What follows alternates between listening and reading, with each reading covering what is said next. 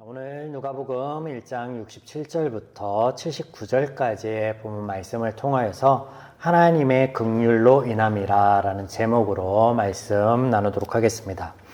하나님의 책이며 하나님을 우리에게 가르치고 계신 성경은 늘 사람들의 이야기로 가득 차 있습니다.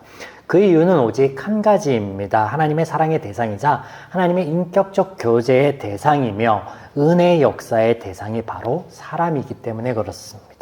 너무나 당연하고 제가 자주 이야기해서 때로는 무미건조해 보일 수도 있는 이 말 안에는 사실 엄청난 진리를 담고 있습니다.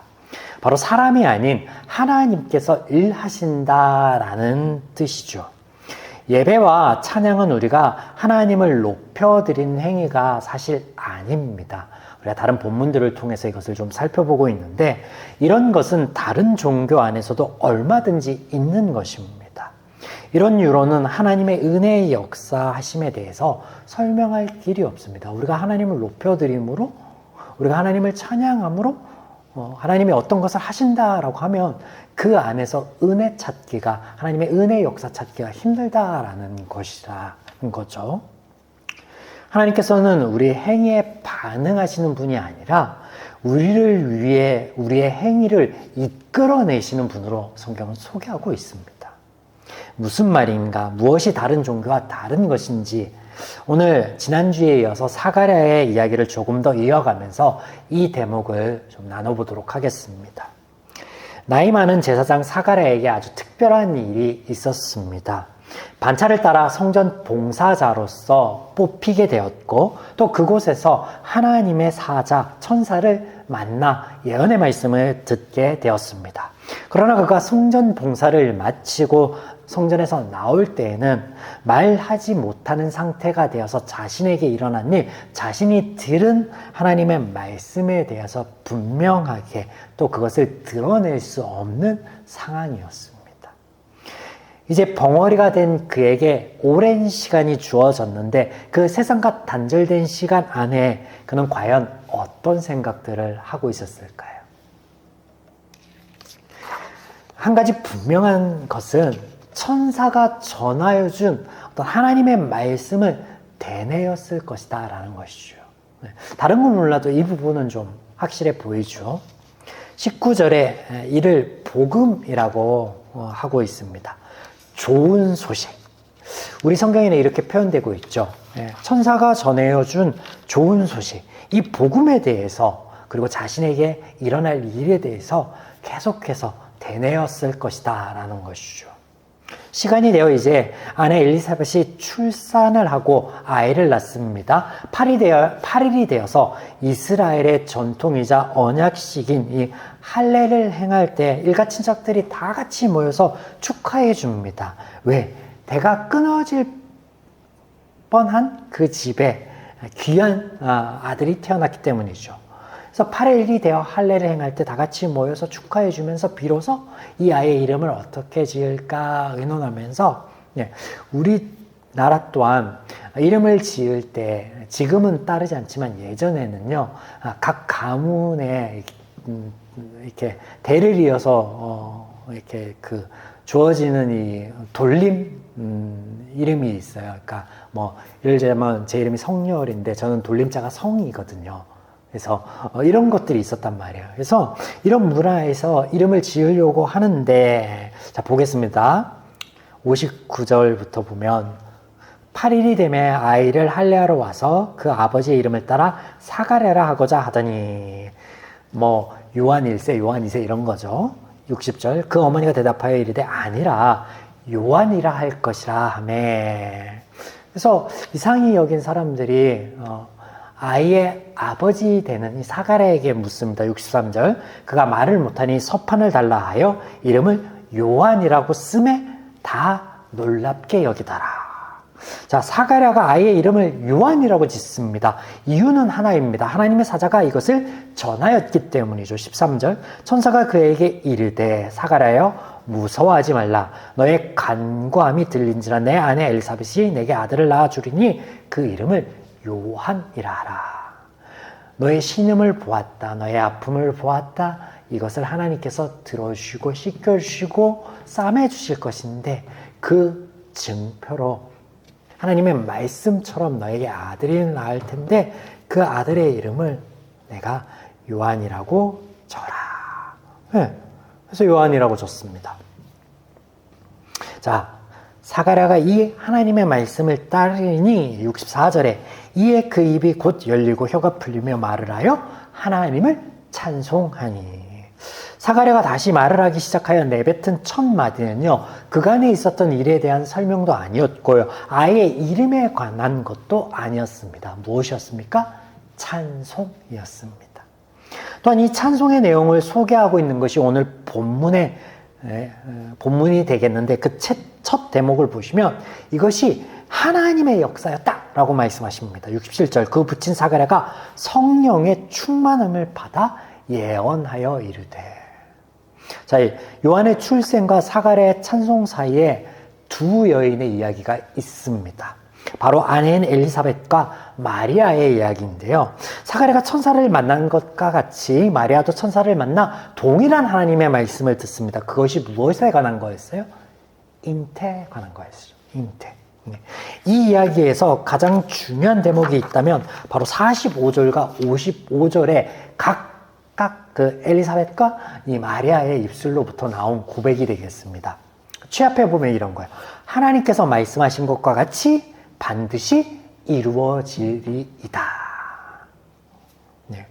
하나님께서 천사를 통해 사가랴에게 또 마리아에게 말씀하신 것이 이루어질 것을, 아니 우리는 이미 이루어진 것을 너무나 잘 알고 있습니다. 이때 주목할 것은 두 사람이 무엇인가를 하고 안 하고가 하나님께서 하신 말씀의 성취와는 전혀 관계가 없다라는 거예요. 하나님의 말씀은 그 말씀하심으로 이미 성취되는 것이에요. 그것을 성경은 우리에게 보여주고 있습니다. 하나님의 일은 하나님께서 하신다라는 거예요. 여러분, 이것이 진정한 의미에서 언약입니다. 언약. 또한 그 일하심의 대상이자 수혜자인 우리로 하여금, 사람으로 하여금 이것을 묵도할 수 있도록 하나님께서는요, 말씀하여 주시고 그 말씀하여 주신 대로 이루어 주시는 거예요. 이 또한 언약입니다. 언약. 하나님께서 일하신다. 언약. 하나님께서 말씀하여 주시고 그 말씀하신 것대로 이루어 주신다. 그것도 언약. 사가랴의 이야기와 마리아의 이야기, 이 두 증인의 이야기를 통해서 우리가 알 수 있는 첫 대목이 이거예요. 하나님의 일하심. 하나님께서 일하신다. 하나님께서 말씀하신 것을 이루신다.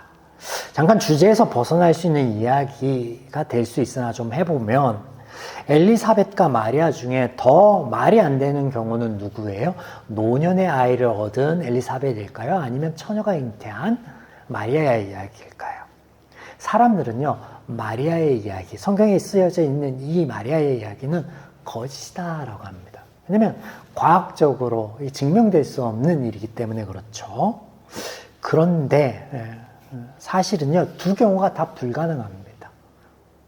자, 생리적으로 엘리사벳은요, 경수가 끊어진 노년에 있는 여인이에요. 아이를 가질 수 없습니다. 뭐 불가능을 가능케 하였다. 우와, 이 얼마나 놀라운 하나님의 역사인가? 성경이 또 이것을 이야기하느냐? 그것도 아니에요. 그런 말씀이 아니에요. 뭐예요? 앞서 말씀드린 것처럼 말씀대로 되었다라는 거. 하나님께서 말씀하여 주신 대로 되었다라는 것을 강조하기 위한 것이고, 그 증인으로 등장하는 거예요, 사람들은. 말씀대로. 우리의 노력과 공로가 아닌 오직 하나님의 일하심으로. 때문에 이것이 복음인 거죠. 그리고 이 복음, 이 사실에 대하여 증인들이 나와서 증거하고 있다는 것입니다. 사가랴의 이야기에서 사가랴는요, 은혜를 덧입은 우리를 대표하는 인물이 되겠습니다.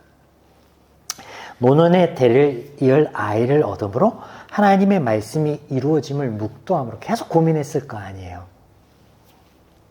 적어도 10개월. 아이가 뱃속에 10개월이 있으니까.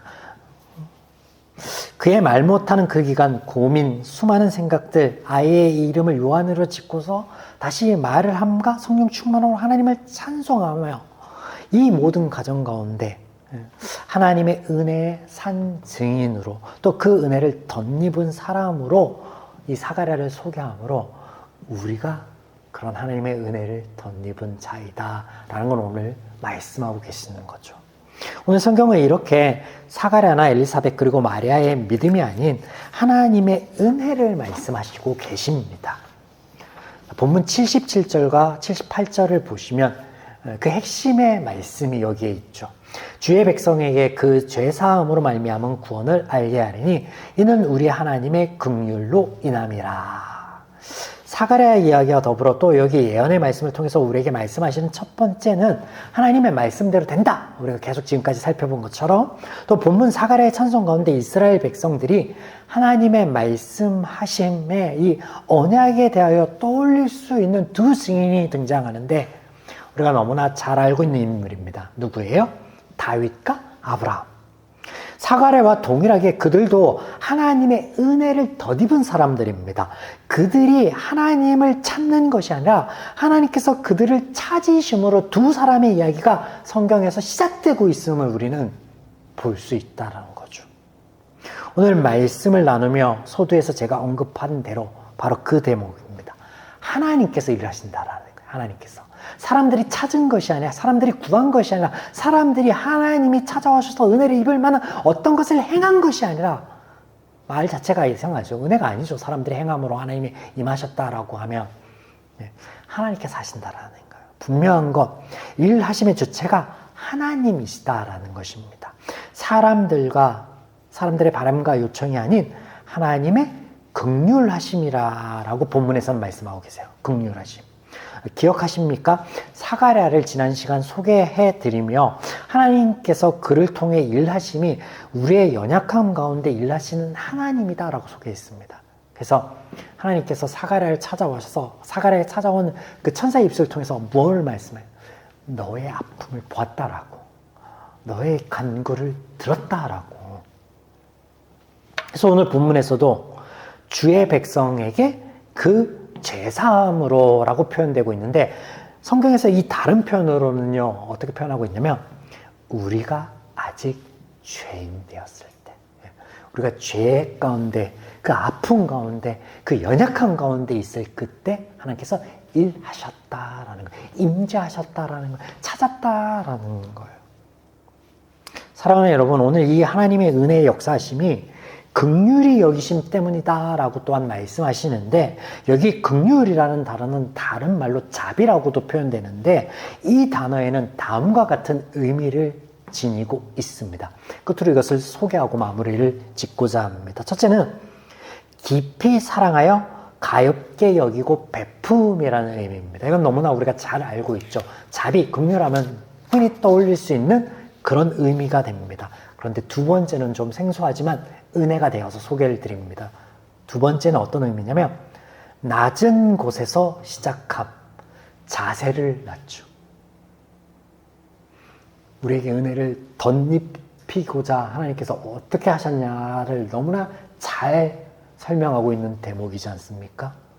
우리의 아픔 가운데, 사가랴의 아픔 가운데 찾아오셔서, 엘리사벳의 연약함 가운데 찾아오셔서